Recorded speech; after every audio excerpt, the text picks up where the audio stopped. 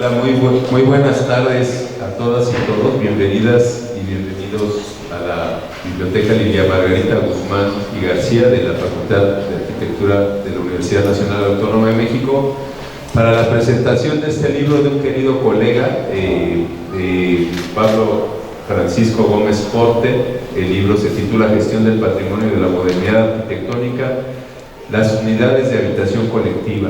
Tenemos el privilegio de estar en una mesa llena, una mesa completa con pues queridísimos colegas. Voy a empezar por la doctora Julia Rey Pérez, que nos visita de la Universidad de Sevilla y es la única que ahorita que es externa, porque todos los demás somos de aquí de casa.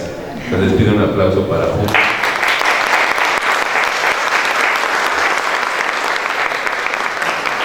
Con Julia se ha estado trabajando el convenio de doble titulación entre la Universidad de Sevilla y la Facultad de Arquitectura de la UNAM, con esta idea de hermanar a las dos escuelas de estas universidades. Está el doctor emérito de esta universidad, el doctor Javier Cortés Rocha.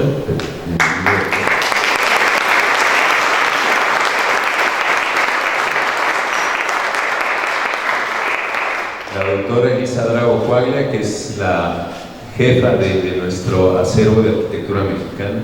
Bienvenida. Investigadora con un servidor del CIAU, del Centro de Investigaciones en Arquitectura, Urbanismo y Paisaje. La maestra Isaura González Godínez, que es la secretaria académica de la Facultad de Arquitectura.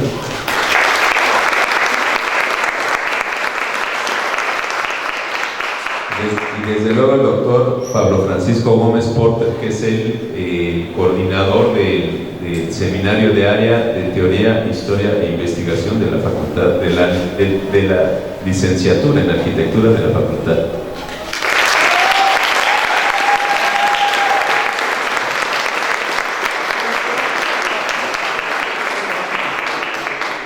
Además de ser el autor del libro, querido profesor de esta facultad, es miembro de Docomomo México, en el que, organismo al que pertenecemos también la doctora Elisa Drago y un servidor.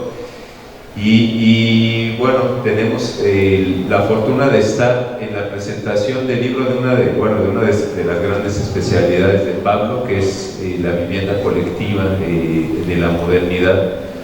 No me voy a detener mucho, solo quiero hacer la relación de los capítulos que componen el libro, desde luego la introducción, de la que voy a leer solo un par de párrafos. El capítulo primero se titula La supermanzana de la habitación moderna como patrimonio cultural. El capítulo segundo, La supermanzana de habitación como reflejo de cambios de políticas públicas en el siglo XX. El capítulo tercero, Gestión de la supermanzana de habitación moderna en el siglo XXI. El capítulo cuarto, La participación comunitaria en el diseño de estrategias de gestión para la supermanzana de habitación moderna. Y después vienen las conclusiones, la bibliografía y los anexos. Y de la introducción, decir que este libro es producto de una década de trabajo de investigación documental y de campo en diversos conjuntos habitacionales del movimiento moderno, de las reflexiones que esas investigaciones arrojaron, mismas que se vieron nutridas con la exposición al alumnado de la Facultad de Arquitectura de la UNAM. Asimismo, la investigación se enriqueció con la constante actualización de las aproximaciones y conceptos del patrimonio cultural que de manera vertiginosa se dieron en la última década, destacando los enfoques de conservación centrados en las personas. Ya nada más dice al final el autor del libro, dice: espero que este libro genere nuevas aproximaciones metodológicas y enfoques participativos para abundar en torno a la comprensión, gestión y preservación del legado de la modernidad arquitectónica, partiendo de sus condicionantes y problemáticas específicas para legarlo a las futuras generaciones. felicitar a Pablo por el libro y bueno, vamos a iniciar con la doctora Elisa Drago Coaglia. Vamos a hacer un recorrido de derecha a izquierda, la doctora Drago, el doctor Cortés Rocha, la doctora Rey, la maestra González Godínez y cerraremos con el autor del libro. Buenos días a todos, muchas gracias Pablo, gracias por la invitación y por el honor de invitarme a estar aquí a presentar tu libro, que bueno, puedo decir que lo conozco desde etapas muy tempranas, cuando estaba haciendo su tesis doctoral y que él bajaba ahí a corregir con la doctora Lourdes Cruz, y entonces de ahí nació ya una amistad que ya tiene muchos años, no vamos a decir cuántos, pero ya muchos. Y pues desde entonces somos colegas y también estamos en seminario de titulación juntos, etc. Entonces, pues bueno, además de esto, pues nos une mucho respeto y una gran amistad. Bueno, yo tengo unas notas que escribí y sobre todo me gustaría solo dedicarles algunas revisiones, algunas notas del libro, porque me parece en general que es un libro muy sugerente, un libro maduro, ¿no? Hay procesos que tienen sus tiempos, este es un tiempo de 10 años, entonces la maduración de las ideas es importante. Sin embargo, me voy a permitir leer solo algunas de las citas, no los voy a agobiar porque tengo como 9 páginas de citas, tan interesante que es el libro, es muy sugerente, que tengo anotadas, ¿no? Y luego pues unas reflexiones a partir de estas citas, y principalmente es para invitarlos a leer este libro. Empezando por la definición de ICOMOS y además la lectura de Delgadillo, de nuestro colega Delgadillo del área de posgrado. Hay algunas observaciones que va a hacer Pablo que me parecen realmente geniales, de verdad son geniales y relevantes. Entonces voy a citar lo que dice, por ejemplo, la página 163 sobre el Plan de Gestión Integral del Centro Urbano Presidente, cuyos resultados del proceso participativo, el análisis de las buenas prácticas de los casos internacionales, los diagnósticos e indagatorias realizados al inicio de la investigación, generaron las pautas para el diseño de un plan de gestión específico para el grupo. Todo esto quedó integrado por 5 ejes estratégicos que entrelazan toda la información general. En primer lugar, la institucionalización administrativa. En segundo lugar, la gestión de recursos económicos. En tercer lugar, la conservación del entorno edificado. Cuarto lugar, la interpretación patrimonial del sitio. Y en quinto lugar, la participación comunitaria. Estos resultados se dicen fácil, se escriben rápido, pero en realidad es un resumen muy jugoso, es toda la carne de lo que tiene esta investigación. Entonces no los quiero agobiar con citas y más citas y procedo a leer las reflexiones que son exactamente 5 minutos. ¿Okay? El motivo de la reunión de hoy, en el cual festejamos el culmen de una larga reflexión de muchos años, surgidas desde la que ya se mencionó la tesis doctoral y luego la maduración del libro, en la cual me voy a centrar.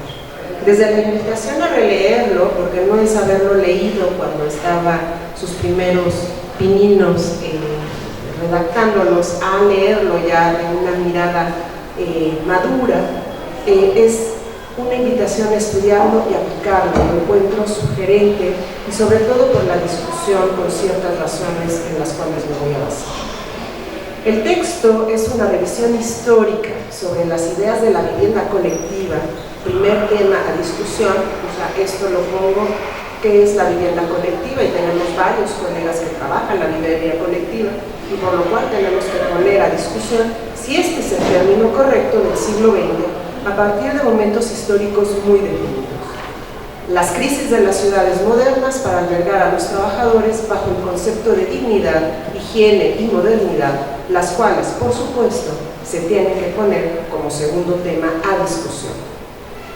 Ya que los medios para lograrlos, emanados desde la arquitectura y la misión que se impusieron los arquitectos de la época para enseñar a vivir a los habitantes, finalmente se pusieron a prueba varias décadas después, como tercer eje de discusión, en relación a la creación de valores con carácter patrimonial. ¿Qué proteger? ¿Cómo proteger? ¿Para qué proteger? ¿Y para quién proteger? A lo largo de los distintos capítulos, la mirada de Pablo se centró en el reconocimiento histórico, pasando por el conocimiento territorial de ámbitos hasta la categorización jurídica, constructiva y simbólica. El estado ideal de las arquitecturas, que finalmente se ponen como un cuarto eje de discusión, cuya existencia y su permanencia dentro de los territorios urbanos, son constructos complejos que van a más allá de lo material. Por un lado, tenemos que entender la cuestión ideal que se confronta duramente con la cuestión política de la vivienda estandarizada, enfrentada a una realidad de la individualidad humana. Reconocerse, pero no para hacerse al vecino. Pertenecer a un territorio, pero marcando una clara frontera entre lo mío, lo nuestro y lo que es de los demás. Estas dualidades son los territorios en disputa a microescala. Por otro lado, la cuestión política del momento histórico y económico que permite la conformación de los proyectos de gran envergadura propuestos desde los estados nacionales. Con ello, la definición de la cuestión jurídica, las reglas, leyes y reglamentos permiten equilibrar y mediar la convivencia. No siempre son efectivos, ya que sobrepasa y puede vulnerar la condición humana, que no es única. Finalmente, la mirada aterriza hacia la materialidad, que conforma lo construido desde el estado original en que fue pensado, cómo fue proyectado, cuál fue su proceso de diseño y ejecución, cómo se ha habitado y por lo tanto cómo se ha deteriorado. Esta acción humana y externa que no fueron previstos desde el diseño. ¿Cómo se enfrentan entonces y garantizan su permanencia temporal conservando su dignidad? La respuesta se encuentra en los distintos ejemplos teóricos y prácticos presentados por Pablo, donde por medio de las distintas etapas claras, bajo una gestión administrativa con perspectiva patrimonial a escala, los espacios en disputa pueden encontrar, eso sí, un equilibrio entre los intereses privados y el bien común. La aplicación del modelo que propone Pablo en diferentes ejemplos, desde categorías específicas, no son una pregunta rígida. Este no es un modelo rígido, es un modelo flexible, ya que los resultados obtenidos de los diferentes estudios se basan en entender que las permanencias y los cambios, las adaptaciones y adecuaciones deben de ser positivos y propositivos, en primer lugar para los habitantes y en segundo lugar para con lo construido. Con esta última reflexión, entonces, la discusión, finalmente, versa sobre los valores de la modernidad teóricos y prácticos. Cambio las preguntas que hice en un inicio por ¿vale la pena lo que conservamos y para qué lo conservamos? ¿Qué acciones debemos tomar para entonces esta memoria permanezca? Y las respuestas se encuentran en este libro, tan necesario que hoy los invito a leer desde la complejidad de nuestra existencia humana. Muchas gracias.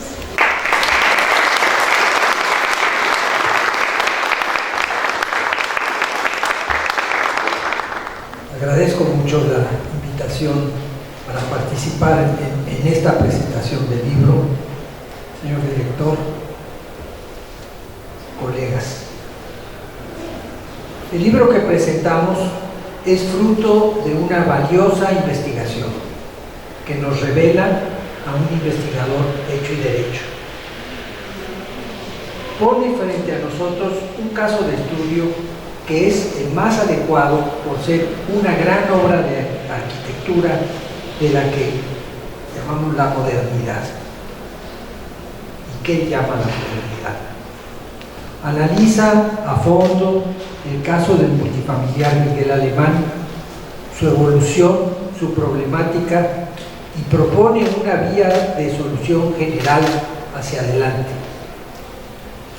Relaciona una amplísima bibliografía que incluye libros, legislación y documentos de varias décadas, tanto mexicana como del resto de Latinoamérica, además de obras en francés que cita y analiza.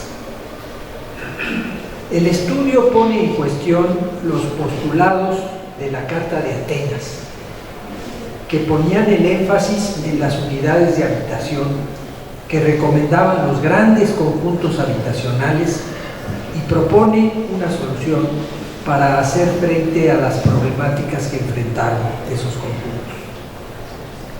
Encontré el estudio sumamente interesante, porque me ha tocado vivir todas sus etapas.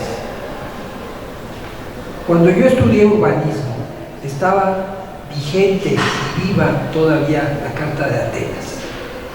Ese documento de 1934, surgido del Cuarto Congreso Internacional de Arquitectura Moderna, cuya paternidad ha sido atribuida a Le Corbusier y que en los años 60 todavía era la línea que recibíamos de nuestros maestros y que continuó vigente por lo menos hasta la construcción de la unidad Nonualco-Tlatelolco y que sería modificada con la creación del Infonavit, del Fobiste y las transformaciones de INDECO.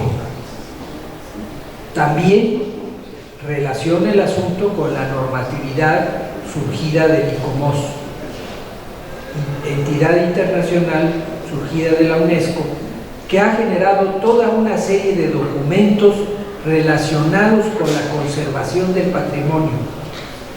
El más importante de esos documentos, la Carta de Venecia de 1964, que es una especie de decálogo de la conservación, así como la lista del patrimonio mundial más reciente, en la cual los países proponen la inscripción de edificios o de sitios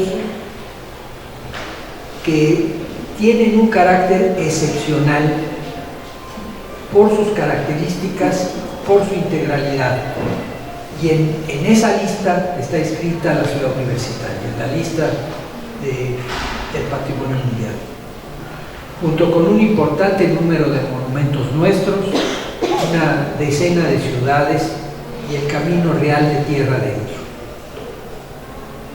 Debo advertir que tengo una reserva por lo que se refiere a la denominación de supermanzanas que se da en el libro a las que normalmente llamamos unidades habitacionales, ya que las supermanzanas pueden ser ocupadas por edificios multifamiliares, pero entre nosotros más bien han contenido lotes unifamiliares o, como las preconizaba Domingo García Ramos, querido maestro de quien fui adjunto, por mezcla de ambas modalidades, o sea, supermanzanas que tienen lotes unifamiliares y edificios como los de Ciudad Satélite, como los que estaban planteados en la Ciudad Satélite.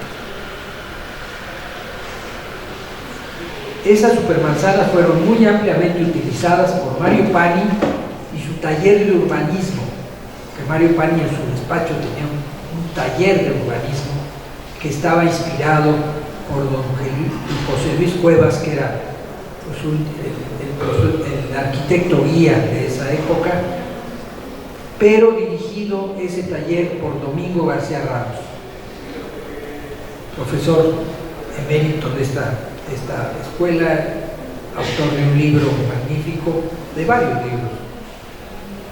Esas supermanzanas en las que Ciudad Satélite fue un ejemplo paradigmático, pero acepto la denominación en términos convencionales. Hemos de convenir que el multifamiliar Miguel Alemán es hoy una especie de monumento a Mario Pani, el gran impulsor, si no inventor, en México de los condominios. Antes de Mario Pani no había condominios en este país. Sí fue el promotor y el constructor de los primeros que aún bordean el Paseo de la Reforma, uno a cada lado del Paseo de la Reforma. Los primeros condominios.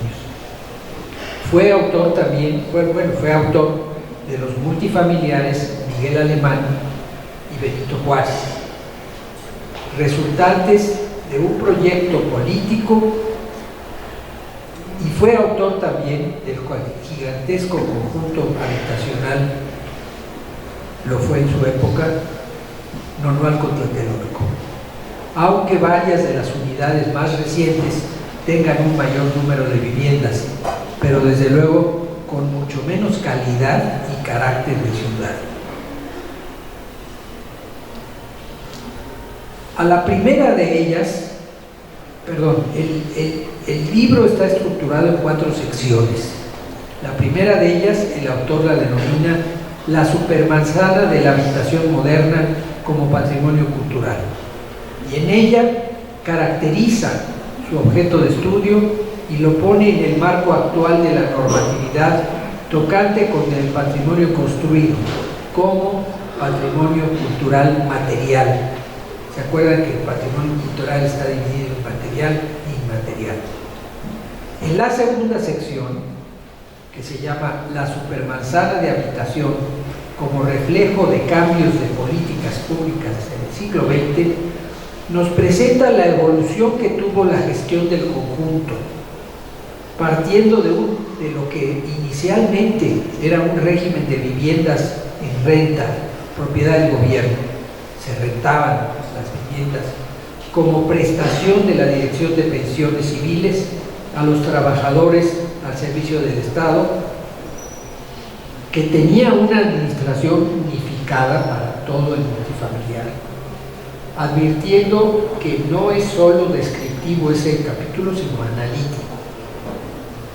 En la tercera sección, gestión de la supermanzana de habitación moderna en el siglo XXI, analiza la evolución del conjunto, su tránsito para convertirse de vivienda en renta a propiedad de los antiguos locatarios, a convertirse en un condominio. Entre 1982 y 1988, los conflictos generados en ese proceso, en parte debidos a que se subdividió el conjunto en varias administraciones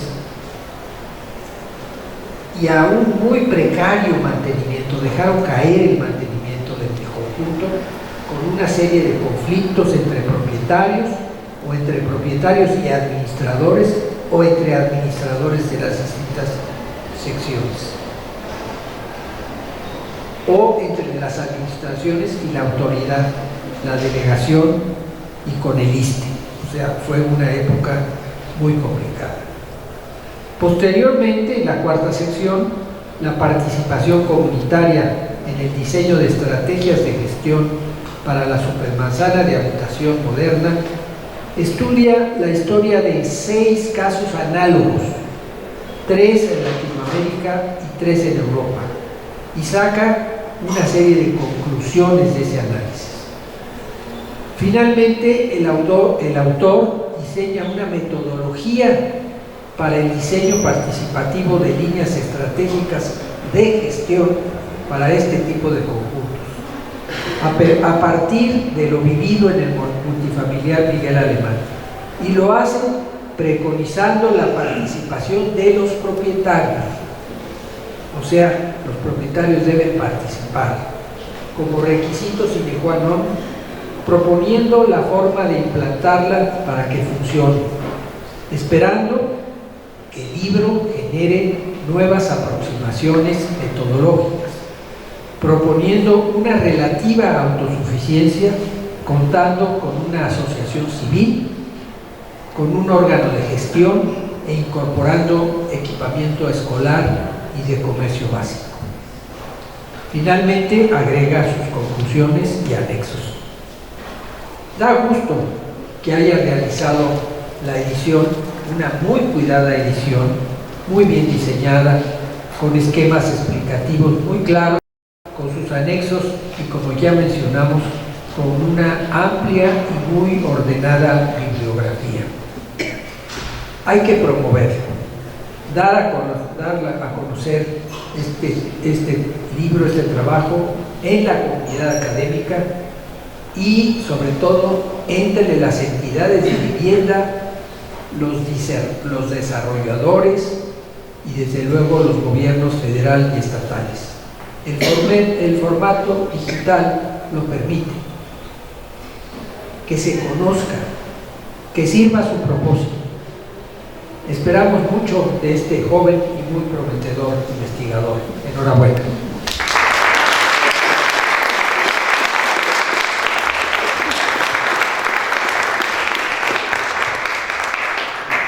Muchas gracias a la doctora Drago y al doctor Cortés Rocha. Aprovecho que pase el micrófono por mis manos para comentar que bueno,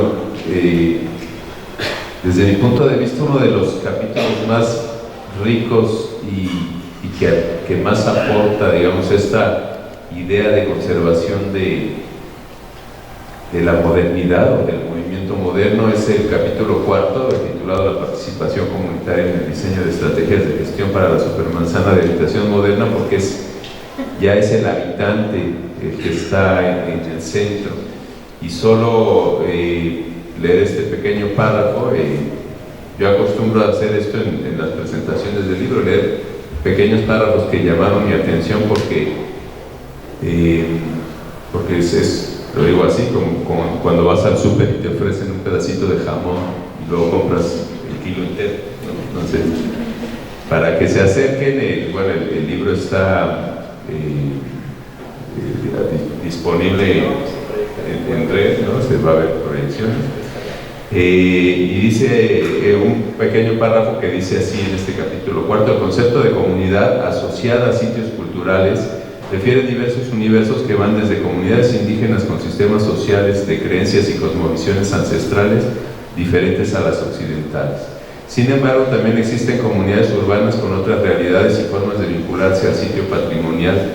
No es lo mismo trabajar con una comunidad que vive en un entorno rural con tradiciones milenarias que con una comunidad que habita un sitio de la modernidad enclavado en el corazón de una ciudad global. Le voy a dar el micrófono a la doctora Julia Rey Pérez y además darle la bienvenida nuevamente a la Ciudad de México. Bueno, ¿me escucháis? Nada, en primer lugar agradecer siempre tan cálida bienvenida aquí, ahora que estamos en proceso de resolver esta cuestión del doble título, que yo tengo mucha esperanza. Entonces, bueno, yo estoy encantada de estar aquí. Agradezco la invitación a Pablo y haberme colocado en esta mesa tan glamorosa. Realmente es un privilegio, ¿no? Bueno, yo tomé este documento con una mirada europea, una mirada del otro lado del Atlántico, en la que el tema de la vivienda colectiva es un hecho que para nosotros, bueno, España no se vio envuelta en la Segunda Guerra Mundial, entonces no tuvo esa necesidad de construir vivienda colectiva de una forma tan imperiosa como hacía falta con otros países, pero bueno, tuvimos también nuestra pequeña dictadura de 40 años que nos hizo también replantearnos todas estas formas de vivir, ¿no?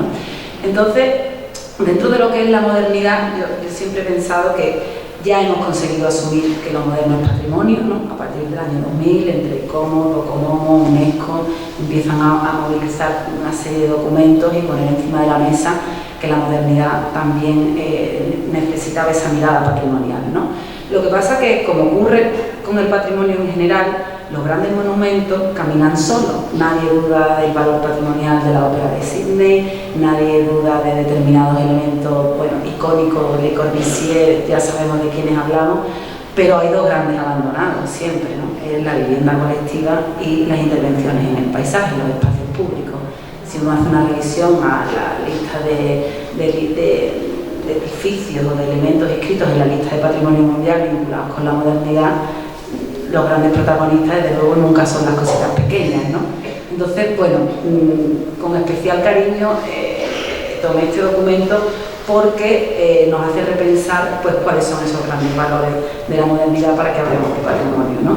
Hablamos de qué son las ideas, hablamos del proyecto, hablamos de toda esa revolución tecnológica que supuso, hablamos con la mirada europea de que le dio cobijo a mucha gente que se había quedado sin vivienda, hablamos de esos espacios públicos que se generaron para crear comunidad, y creo que este libro cuenta todas estas cuestiones, las pone encima de la mesa, ¿no? y pone como protagonista a la vivienda colectiva, que no tiene esos grandes rasgos monumentales que no nos generan ninguna duda para hablar de patrimonio, ¿no? Claro, los retos de ahora del siglo XXI son distintos, tenemos distintos problemas, tenemos distintos retos, tenemos un cambio climático, tenemos un montón de cosas, crisis social, económica, pero ya la Convención de Faro en 2005 dijo que no existía la gestión patrimonial si no hablábamos desde la comunidad patrimonial. Creo ese término, comunidad patrimonial, que lo que está diciendo nos está un poco tirando de las orejas a la gente que trabajamos en patrimonio, sobre todo, bueno, pues mucha gente vinculada con la arquitectura, y nos dice, hay que trabajar con la comunidad patrimonial, es decir, no podemos seguir tomando decisiones sobre cómo vamos a vivir los demás, ¿no? Entonces, claro, este documento, pues primero aborda, me ha hecho mucha gracia lo de la supermanzana, porque en España estamos todos cegados y la supermanzana es Salvador Ruiz de Barcelona, ¿no? Entonces, salir de ese concepto también me ha venido muy bien, ¿no? A lo largo de ese capítulo primero, luego el capítulo segundo que habla de cómo el Estado ha ido gestionando, es una modalidad de gestión totalmente desconocida para mí. Nosotros es verdad que la vivienda colectiva la subvenciona el Estado, pero luego te la da desde el principio. Tú la gestionas y tú te buscas la vida, ¿no? Entonces, desde el principio tenemos que trabajar con esto, ¿no? Luego, evidentemente, las diferentes comparativas, ¿no? Yo, menos el de Colombia, he estado en todos los casos. Y luego, el otro día, el miércoles, le dije, Pablo, llévame a ver el conjunto alemán porque no lo conozco, ¿no? Quedé muy impresionada, pero sobre todo quedé impresionada porque dentro de la ciudad está en un lugar privilegiado. O sea, desde el punto de vista de la accesibilidad, de las comunicaciones, de la conexión. Tiene zona infantil, tiene áreas verdes, dependiendo del piso en el que subíamos, o sea, te asomaba y te iban a comer las copas de los árboles. Privilegio, por lo menos para la gente que vivimos en los centros históricos europeos, que vivimos ahí abigarrados, ¿no? Tenía piscina, la zona infantil, entonces veías cómo se había hecho esfuerzo de esa carta del CIAM, que había intentado poner todos esos principios de la modernidad en carga. Y luego es verdad que el deterioro que tiene, le ibas como con mucha pena, ¿no? Era como realmente aquí un tema de gestión. Entonces yo creo que el reto principal, que es por lo que yo creo que este libro es fundamental y también es mostrarlo en grado, creo que tiene una labor educativa muy importante, es que enseñar a los estudiantes nuestros, que nosotros lo hacemos en la Escuela de Arquitectura y es el gran reto, en que hay que trabajar desde el principio con la comunidad. Pero yo siempre les digo, pero que no es lo que diga la comunidad, ¿eh? No, hay que mediar, porque para eso también tenemos una formación técnica, para eso hemos estado estudiando tantos años, ¿no? Nuestra mirada también vale, ¿no? Pero creo que el reto es mediar, comprender las necesidades de otras personas, meter por medio de nuestros conocimientos técnicos, que mucho nos ha costado, lo reivindico también nuestra profesión, pero conseguir llegar a ese equilibrio, porque nosotros también somos comunidad patrimonial. La comunidad patrimonial son todos, son los que lo habitan, son los que van allí a trabajar, es la gente que lo puede disfrutar. Entonces, esa es la mentalidad, creo que más abierta con la que tenemos que enfrentarnos a estos lugares, ¿no? Yo quedé impresionada del conjunto, hicimos muchas fotos del hormigón deteriorado, la grieta, fue interesante desde el punto de vista técnico, pero realmente tienen un reto entre manos, que es ese tema de la gestión de estos lugares y hacer comprender a la ciudadanía ese valor patrimonial, que creo que es el gran reto de la modernidad, ¿no? Acercar lo moderno a todos los estratos sociales, culturales y económicos, ¿no? Y yo no robo más tiempo a nadie. Muchas gracias.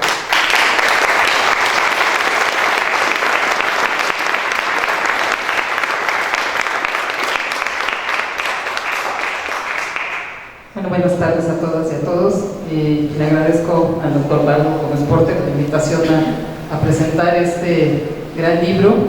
Y yo quiero decir que lo leí con mucho gusto porque pues hay que comprender las fuerzas que están detrás de la arquitectura. Y este libro nos da cuenta de esas fuerzas, ¿no? Desde la parte que analiza la historia, de cómo se gestó el conjunto del presidente Urbano Miguel Alemán, que bueno, ha sido estudiado por muchos expertos y expertas, pero pues esta mirada de ahora qué podemos hacer para que se conserve este conjunto, ¿no? Entonces eso es sustantivo y es la gran aportación del libro, porque pues luego seguimos ensimismados en analizar la gran arquitectura desde pues la parte más idílica o la parte más, no sé, o la programática, la parte formal, y no nos metemos en los problemas reales que hay ahí detrás de. Y entonces Pablo está entrando en esas problemáticas reales, pues ya después de una investigación larga donde primero empezó a ver la problemática del deterioro, ¿no? Y entonces luego a preguntarse, pues, ¿qué pasa con ese deterioro? Más allá del envejecimiento de los materiales, ¿qué pasa más allá de eso? Y entonces nos da un recorrido que va desde, pues también es una historia de México, ¿no? Desde el milagro mexicano al neoliberalismo. ¿Qué pasa también con nuestros institutos de vivienda? Desde ser promotores, constructores de una vivienda de calidad para los trabajadores hasta lo que construyen ahora, que está para echarse a llorar, ¿no? Con tantas viviendas abandonadas, y donde el Centro Urbano Presidente Miguel Alemán, pues el CUPA, como cariñosamente le llamamos todos, es un modelo a seguir. Y entonces ahí rescata desde el principio, ¿no? Simplemente en el COVID, el rescatar que pues este conjunto cuenta con iluminación natural, luz natural, ventilación cruzada, en fin, toda una serie de valores que en la pandemia nos volvimos a acordar de ellos, ya se nos habían olvidado, ¿no? Seguimos construyendo casas a lo loco, los promotores de vivienda, donde no toman en cuenta nada de eso, de todos estos valores que sí encontramos en el Centro Urbano Presidente Alemán. Luego también yo pienso cómo ha sido modelo este conjunto, pues de ya en la etapa neoliberal, de ahora los edificios de usos mixtos, ¿sí? Recuerdo mucho Parques Polanco en su momento, ¿no? Que fue así como, así una gran construcción donde participaron muchos despachos y pues tomaban en cuenta, o sea, parece que estamos inventando el hilo negro, y no, o sea, comercio, vivienda, servicios, claro, de toda una clase social de mucho mayor poder adquisitivo, pero que toman como modelo pues las soluciones que se dieron en el CUPA y en los grandes conjuntos que se realizaron durante el llamado Milagro Mexicano. Entonces son reflexiones que a mí me gusta reflexionar a partir de estas lecturas de pues qué más va para allá y qué podemos sobre todo transmitirle a las futuras generaciones, a nuestros futuros arquitectos y arquitectas, ¿sí? Aquí pues un análisis de análogos de alto nivel. Pablo Gómez Porter, ¿no? Siempre le pedimos análogos a los alumnos, alumnas y se la pasan viendo imágenes bonitas en las redes, pero ¿qué hay detrás de eso? Y eso es lo que yo siempre digo a los estudiantes, y bueno, Pablo, que es un estupendo profesor aquí de la facultad, yo creo que es de los que mueve conciencias, ¿no? A ir más allá, y bueno, obviamente esto ya ha resultado de un trabajo postdoctoral, ¿sí? Donde profundiza mucho más, ya es un libro maduro, como comentaba el doctor Cortés Rocha, como comentan mis colegas, pero pues qué semilla podemos ir sembrando en las y los jóvenes para que aprendan a ver más allá de unas fotos bonitas en las redes, ¿no? Y aprendan a ver más allá de ello. Desde luego, ya lo comentaron tanto el doctor del Cuento como la doctora Julia Rey, pues el tema de la comunidad, eso es sustantivo y es en los, pues Pablo aquí comenta, él lo desarrolla, de hecho este estudio, en la descripción de procesos metodológicos lo dice: entrevistas a líderes para conocer las inquietudes y visiones de los líderes sociales, lo que ayuda a identificar problemas sociales, económicos y de mantenimiento en el lugar, ¿no? Talleres de identificación de valores patrimoniales para reconocer valores tangibles e intangibles asignados socialmente por la comunidad del CUPA, entonces que se sensibilicen también los habitadores con dónde viven. Talleres temáticos basados en los valores identificados, donde abordaron las áreas verdes deterioradas, ¿no? La alberca, espacios deportivos, etcétera.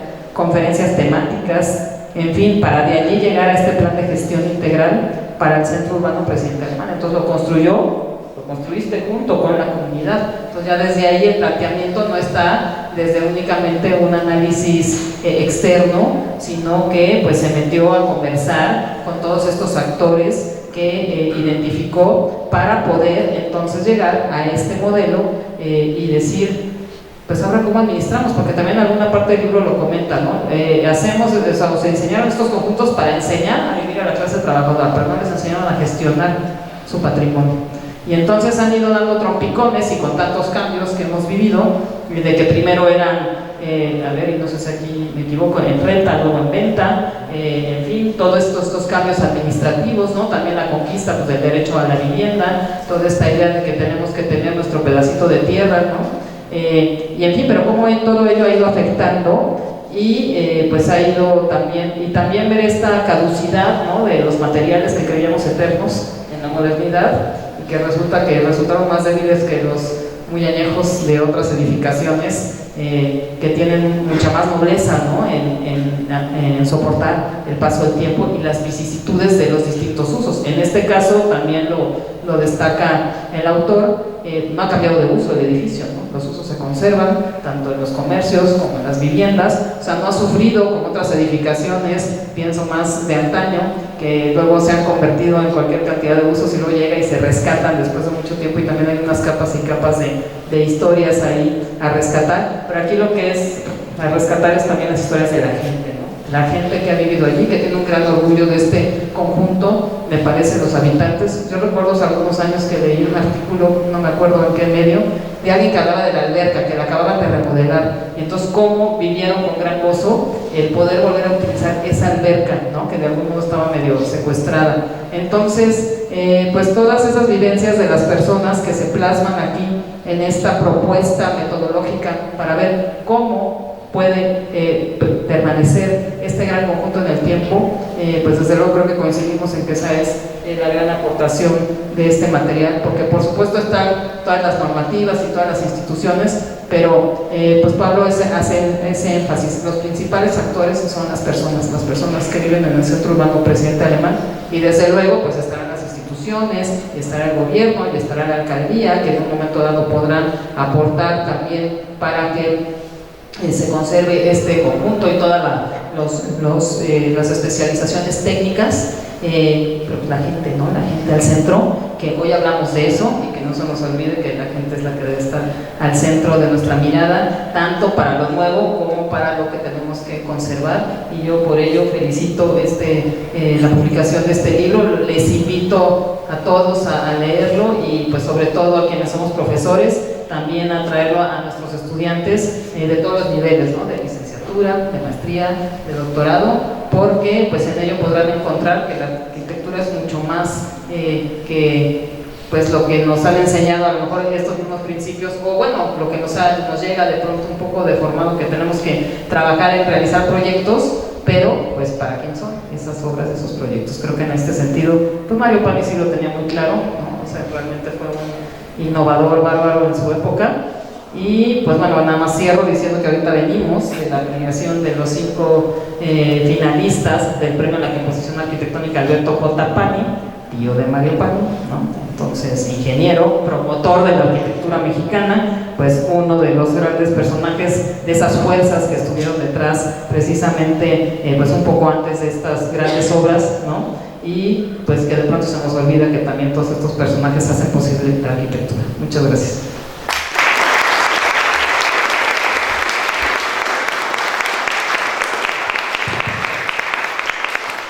Antes de darle la palabra al autor del libro, me gustaría comentar que después de mandarlo al chat de Docomomo el 6 de septiembre, yo lo reenvié a un colega colombiano que había estado en México estudiando los multifamiliares de Pani, y él me mandó una nota de voz que le reenvié a Pablo diciéndole así: hola Pablo, te mando los mensajes que crucé con mi amigo Jaime Sarmiento, director de arquitectura de la Universidad Nacional de Colombia en Medellín. Él estuvo aquí estudiando los multifamiliares de Pani, viviendo en el Cupa. Le mandé tu libro y esto me lo comentó a mí por ahí, mandando un saludo, lo que sea, no lo puedo editar, pero quería ver, bueno, voy a probar a ver si se escucha poniéndolo aquí, porque creo que es un, digamos, un testimonio que no se le encargó nada, ¿no? Él recibió y este fue el comentario que hizo. Bien, gracias. Este audio porque me parece sumamente interesante lo que escribe tu amigo Porter. Yo en mi reseña pues que hice de los multifamiliares también lo cité, y me parece un trabajo muy necesario porque claro, el Estado abandona o deja pues vende los inmuebles y los deja a los propietarios, pero estos en principio no saben qué hacer con ellos, y veo que ahora hay como una especie de autogestión. O sea que si hay como una solución a ese abandono del Estado, me parece muy interesante, y sobre todo que te da esa visión latinoamericana con proyectos de Brasil, de Colombia, de México, y luego unas referencias europeas oye, me gustaría hablar con él. Bueno, por un lado para felicitarlo y por el otro para darle alguna referencia. Algunos estudiantes míos, ahora estamos en un curso que se llama Conversaciones de Arquitectura Moderna y Contemporánea, estamos haciendo trabajos sobre conjuntos multifamiliares aquí en Colombia y justamente están trabajando en el cual, que es el que él menciona. Entonces me gustaría mandarle algún video, alguna información que seguro le va a gustar. Bueno, Dino, te mando un fuerte abrazo, saludos, besos y abrazos a la familia y bueno, los extrañamos. A ver, ¿cuándo nos volvamos a ver? Un fuerte abrazo. Bueno,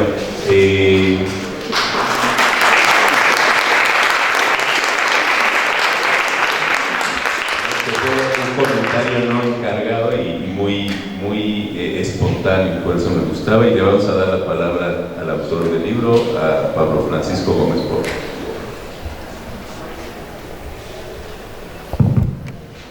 Bueno, pues muchas gracias por estar aquí. La verdad, mientras estaban hablando, pues muchas ideas se cruzaron por mi cabeza. Y bueno, trataré de referirlas en orden, ¿no? Y antes que todo, pues agradecer a todas y todos quienes están en esta mesa, y igual en el orden en el que estamos.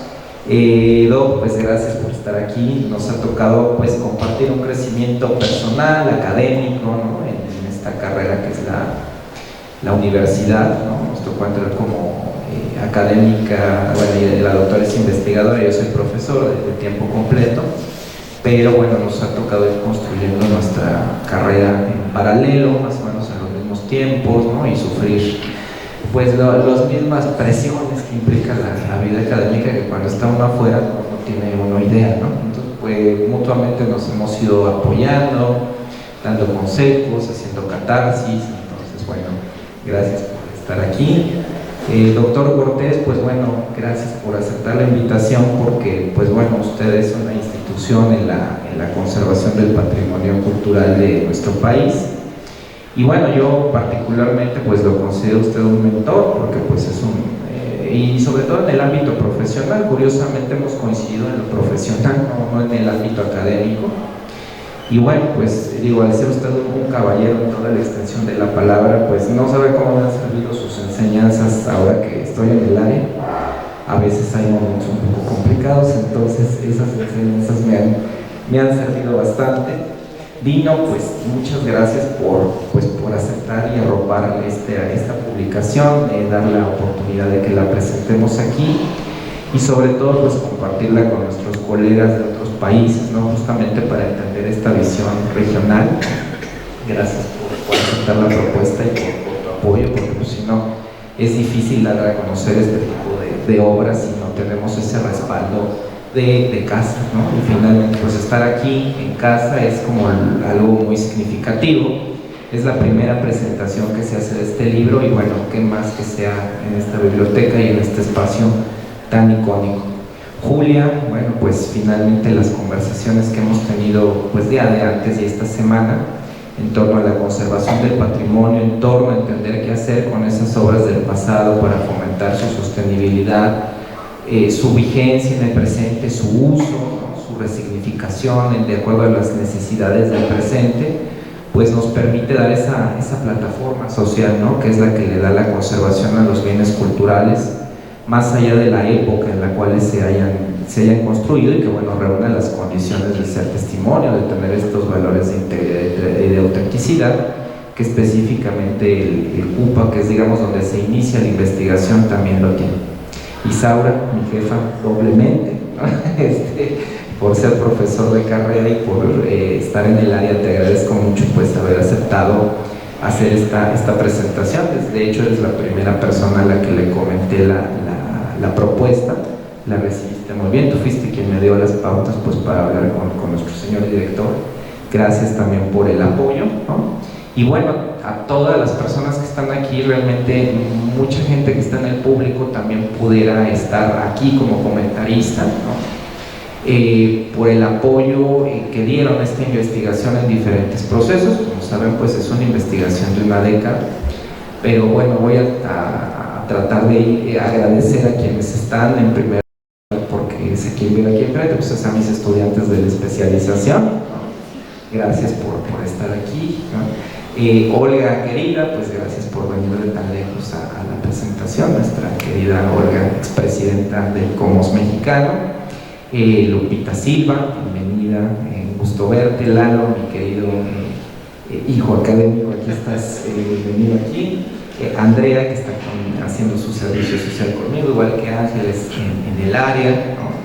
Fernando Chiapa, colega y amigo de ICOMOS Mexicano, y ahora recientemente se incorporó aquí a la facultad. Ignacio González Tejeda, que bueno, en el proceso de volver la tesis un libro, la parte de la tesis volverla un libro, él con su experiencia, que ha publicado varios libros, pues me dio varias recomendaciones que me permitieron cambiar de un lenguaje muy técnico, muy científico, a un lenguaje de divulgación. Muchas gracias por eso. Marisa y Máximo Campoy, mis colegas en las áreas de proyectos y de tecnología. Bueno, finalmente estamos construyendo un equipo importante de trabajo en el marco de la actualización del plan de estudios, en conjunto con Natalia Garibay, que está por acá, el maestro Emilio Caneg, está, ya pasó lista, muchas gracias, fila por fila, Diana, Fanny, ¿no? Todo nuestro equipo de apoyo tan importante que está en las áreas, muchísimas gracias, de manera muy especial a la doctora Lourdes Cruz, que anda por ahí con tapabocas, ¿no? Que bueno, pues ella fue una parte fundamental en la guía, ¿no? Y en la elaboración de la primera etapa de la investigación, como mi directora de tesis. Y Iván San Martín, quien pues me ha apoyado mucho con la difusión, hemos intercambiado varios comentarios, ¿no? Respecto a estos temas, en su calidad de amigo y de presidente de ICOMOS, especialmente también a Mauricio Trápaga, que andaba por ahí, quien fue quien me dio la idea de hacer esta presentación. Y bueno, Mónica Cejudo, también una querida amiga, colega, mentora, igual que el doctor Cortés. Bueno, Armando y Midori, también muchísimas gracias. Y todas las personas, todas y todos los presentes en esta mesa, gracias por estar aquí. Y bueno, trataré de ser muy breve. La investigación, pues como que se publica, tiene 12 años que se comenzó. Empezó como un proyecto para doctorado, observando pues el conjunto Miguel Alemán, ¿no? En ese momento pues yo veía que había muchas publicaciones sobre Miguel Alemán, libros completos sobre Mario Pani, sobre lo que en cómo su arquitectura revolucionó las formas de habitar la ciudad. Sin embargo, bueno, en esas épocas vivía en ese conjunto y al mismo tiempo trabajaba como jefe de mantenimiento en Teléfonos de México. Y bueno, ya me había recibido de arquitecto y a mí me llamaba mucho la atención. Digo, pues ¿por qué si esto está tan estudiado, está tan descuidado? Fue como la primera pregunta, y es ahí donde se plantea un proyecto de investigación, ¿no? Y entonces, bueno, poco a poco se fue construyendo esto y lo fui entendiendo como un fenómeno global, ¿no? No solamente de México, que en México tiene sus particularidades, pero bueno, un fenómeno muy propio en América Latina y también en Europa Occidental. Lourdes Cruz me puso en contacto con Silvia Arango en Colombia, y bueno, tuve oportunidad de hablar con la doctora Silvia Arango, y ella pues fue quizá una de las conversaciones más ricas en términos académicos que he tenido en mi vida. Es un encanto hablar con una persona con ese bagaje cultural y esa capacidad de reflexión, de análisis, ¿no? Esa sapiencia. Y bueno, entendí esto como un fenómeno global, ¿no? Entonces me puso en contacto con alguien que estudió el Centro Nariño y que habla nuestro colega colombiano, y se llama igual Centro Urbano Antonio Nariño, Juan, ¿no? Entonces el Juan tiene un estado de conservación excepcional, ¿no? Y tiene la misma escala que el CUPA, la misma complejidad en la morfología, en las áreas verdes. Y bueno, conseguí una entrevista con la administradora, que es una ingeniera alemana, ¿no? Y bueno, yo hablé con ella y le dije, ¿cómo le dice usted para que esto no se le caiga, ¿no? Bueno, ya me explicó los esquemas jurídicos, ¿no? La implicación que tiene contar con una declaratoria oficial como bien cultural nacional. Luego también pues tuve la oportunidad de viajar a Río de Janeiro y conocer el conjunto Pedregrullo, ¿no? Que es de Eduardo Alfonso Rey, un icono de la arquitectura brasileña, en conjunto con una muy importante ingeniera, es Carmen Portiña, e hicieron pues un conjunto que tiene una forma en serpiente muy impactante en términos de forma, ¿no? Tiene una falda está en un cerro, ¿no? Y tiene una falda cuya arquitectura del paisaje diseñó Burle Marx, ¿no? Que actualmente pues está hecho un desierto, ¿no? La obra de Marx. Pero pues me llamó la atención que ese conjunto sí lo habían restaurado, al menos el bloque principal, ¿no? Por el esquema de propiedad que tienes. Todavía es una propiedad estatal, y al ser una propiedad estatal y tener una declaratoria como bien cultural, le da ese marco de protección y le da acceso a recursos federales, ¿no? Y Brasil tiene un instituto que se llama IFAM, que es similar a nuestro INA, ¿no? Y ahí la declaratoria se llama tombamento, ¿no? Entonces el conjunto tenía un tombamento, estaba tombado, y oficialmente pues tiene esa declaratoria. También en ese tiempo se estaba haciendo la inscripción al expediente de denominación de la obra de Le Corbusier para inscribirle en la lista de Patrimonio Mundial, y una de esas obras, de esas 17 obras que se inscriben en 2017, pues fue la Unidad de Marsella, ¿no? Entonces fui a la Unidad de Marsella, e igual pues hablé con una colega de allá, me explicó pues cómo lo manejaban. Entré a la página de vecinos, ¿no? de su propio red de comunicación. Igual estaba muy claro que el conjunto de la Unidad de Habitación de Marsella y todas las 5 unidades de habitación que Le Corbusier hizo en Europa en serie, igualitas todas, tenían el mismo esquema de administración. Es un esquema de administración centrado en una sola figura, en una sola figura de autoridad, y eso pues ayudaba a la toma de decisiones, ¿no? O sea, finalmente Le Corbusier también tenía una idea de una ingeniería social de cómo gestionar esto, ¿no? Estos conjuntos que son el producto del cuarto Cian, y que él pues integra, ¿no? En la Carta de Atenas.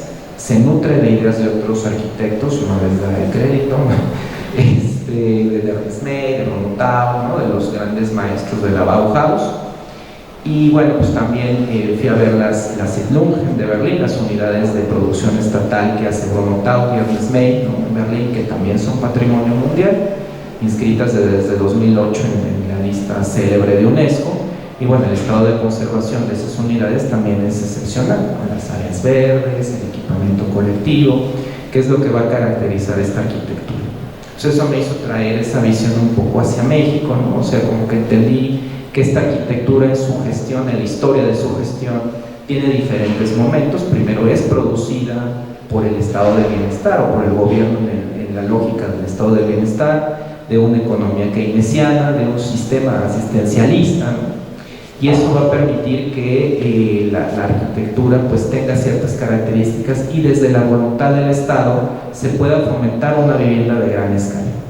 Después, ya en la década de los 80, en todo el mundo, no solo en México, viene este famosísimo modelo neoliberal tan ahora satanizado, ¿no? Y donde pega de golpe primero pues es en esa vivienda del Estado. Los primeros bienes que se desincorporan del dominio público pues son estos grandes conjuntos de vivienda, y pues la manera en cómo se desregulan, en cómo se ponen en un proceso de privatización es completamente distinto, y eso lo que va a generar van a ser diferentes mapas de actuación, diferentes esquemas administrativos, y esos esquemas de administración y de gestión y de regulación interna son los que van a variar, hacer que varíe el estado de conservación.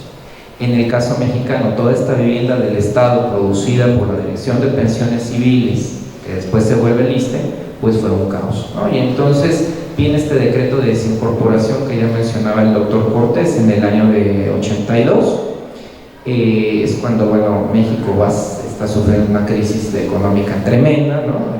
Cuando la economía se manejaba desde los pinos, y bueno, eso impacta de manera muy directa en las políticas, ¿no? En el propio régimen se empieza a resquebrajar, y lo primero que se afecta es esta vivienda de los trabajadores del Estado. Se pone a la venta, viene el sismo de 85, algunas de esas viviendas sufren daños irreversibles, como el multifamiliar Juárez, el conjunto Nuevo Tlatelolco en algunos edificios, y eso retrasa este proceso de desincorporación, ¿no?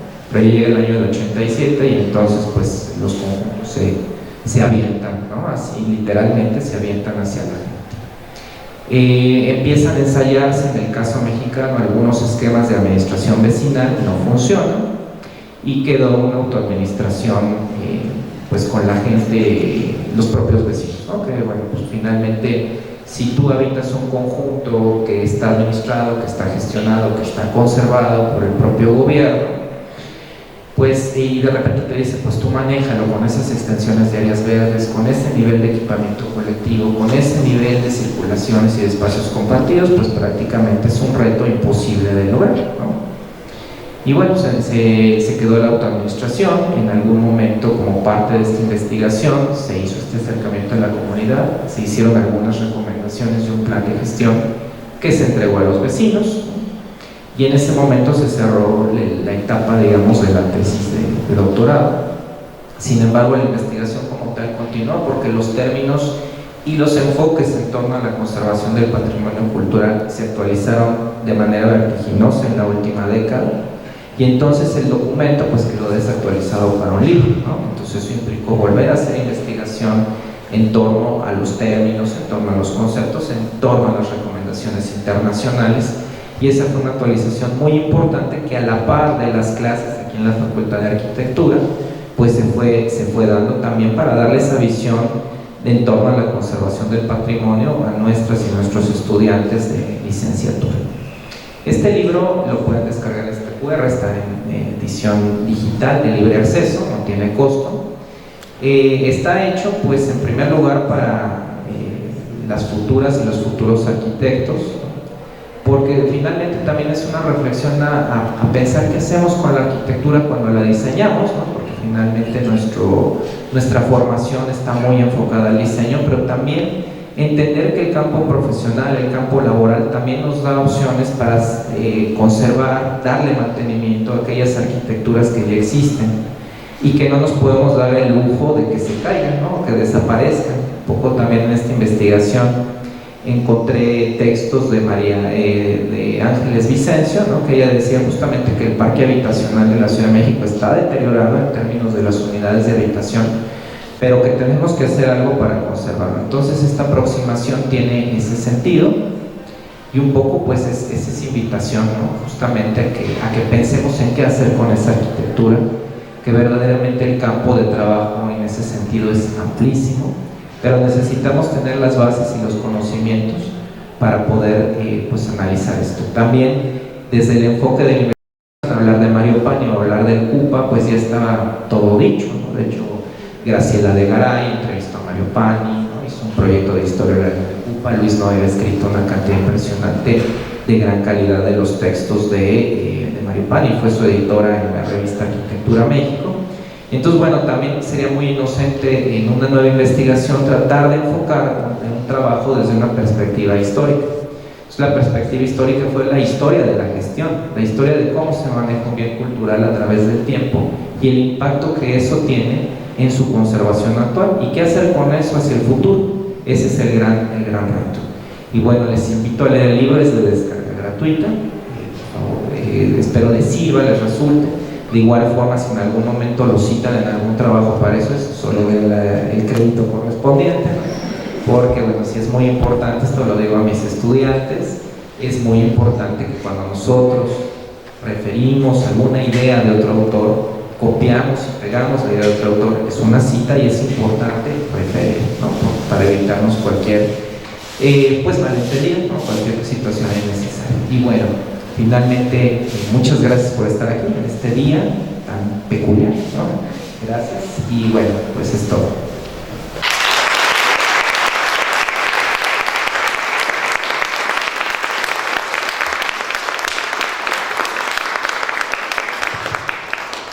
Para quienes nos dedicamos de alguna manera a la documentación y conservación del movimiento moderno, este libro creo que considero que se va a convertir en un clásico, en un referente. Voy a leer 3 párrafos de las conclusiones finales, el tercer y cuarto párrafo y el último párrafo de estas conclusiones. Dicen así: la arquitectura de la modernidad en la actualidad se va revistiendo paulatinamente de la pátina que le da el tiempo y que confiere la condición como testimonio histórico. Sin embargo, esa conciencia es aún reciente para las obras producidas en el siglo XX. Se trata de una arquitectura que, dado el nivel de experimentación que en ella se realizó, las cantidades y dimensiones con que se construyó, ha sido objeto de serias críticas y cuestionamientos. Algunos de ellos fueron abordados en este libro. Sin duda, la principal amenaza que enfrentan actualmente las obras del movimiento moderno en cuanto a su permanencia es la caducidad del concreto armado, material empleado en sus estructuras portantes. En este caso, la tecnología del siglo XXI, los estudios que se han realizado para prolongar la vida útil del material, serán fundamentales para la preservación física de esa herencia cultural. No obstante, también es necesario realizar acciones de registro y documentación de esta arquitectura para que en caso de una eventual pérdida, como en muchas ocasiones ha sucedido, quede registrada en la memoria y sus lecciones no queden en el olvido. Y el cierre de estas conclusiones finales, porque cada capítulo tiene sus conclusiones parciales, luego vienen una serie de anexos y que vale mucho la pena también analizar. Dice: el legado de la modernidad, que buscó dar una respuesta desde la arquitectura a la sociedad del siglo XX, ha dejado grandes enseñanzas que han sido ampliamente analizadas. Sus preceptos han sido puestos en tela de juicio y desechados, pero al mismo tiempo muchas de esas obras aún mantienen su expresión y uso original, dan testimonio de formas de concebir el espacio construido como una respuesta al vertiginoso desarrollo urbano propio de la pasada centuria. Esas obras merecen ser preservadas para el disfrute de las futuras generaciones. Felicitar a Pablo y otorgar la palabra a si alguien quiere hacer uso breve de la palabra en el público, porque hizo referencia a varias personas de las que están presentes en este momento. Si alguien quiere tomar la palabra, que levante la mano. Ahí está Lalo, adelante. Por favor, preséntense para quienes no los conocen. Bueno, buenas tardes a todos. Yo soy Eduardo, hijo académico del doctor, como mencionó ahorita. Y rápidamente me gustaría felicitarlo por este libro, porque he visto su trabajo ya desde hace muchísimos años. Y rápidamente me gustaría contarles algo, porque la labor del doctor no solamente se ve reflejada aquí, sino en muchos de los alumnos que están ahorita, gente que fuimos sus alumnos y que lo conocemos de mucho tiempo.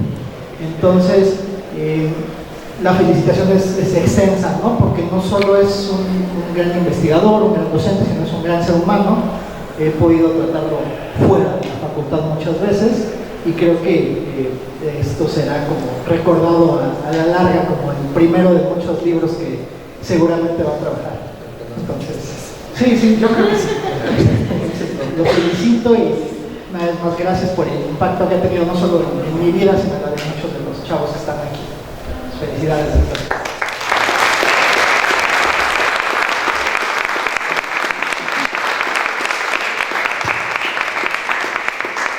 No sé si alguien más. La verdad es que desde aquí vemos poco y yo siempre insisto que hay que poner un estrado para estar un poquito más arriba.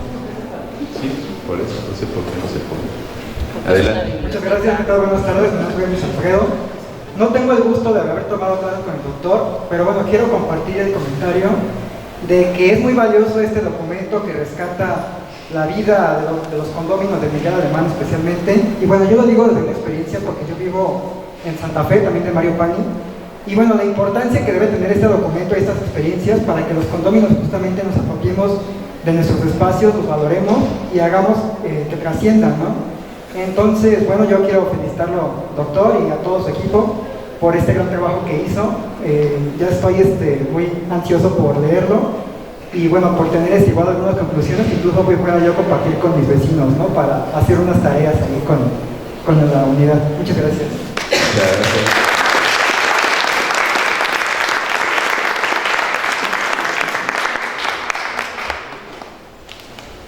No sé si hay alguien más que quiera tomar la palabra. Olga, a ver, aquí adelante en la primera fila.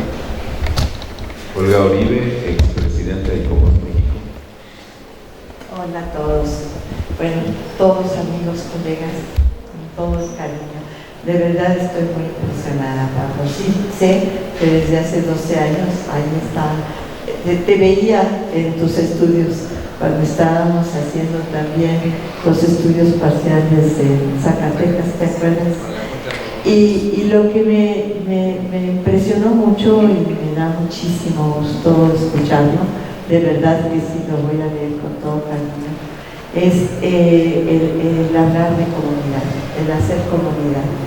Y bueno, creo que pocos de ustedes, o no sé si todos, algunos de ustedes saben que Pablo también está muy inmiscuido en el patrimonio cultural inmaterial, es coordinador del Comité Científico de Patrimonio Cultural Inmaterial y también muy ocupado y preocupado por las comunidades de los pueblos originarios, que no tiene nada que ver con la modernidad, tiene todo lo contrario, pero que aquí mismo en la facultad está la exposición fantástica de aprendiendo a hacer arquitectura. Entonces, felicitar a Pablo, de verdad, por este extraordinario trabajo, felicitar a la facultad, a Lino, a mi querida Isaura y a todos, a mi primo, el doctor Cortés Rocha, y a Elisa. Esto que están haciendo es fantástico y muchas gracias por esta invitación. Muchas gracias.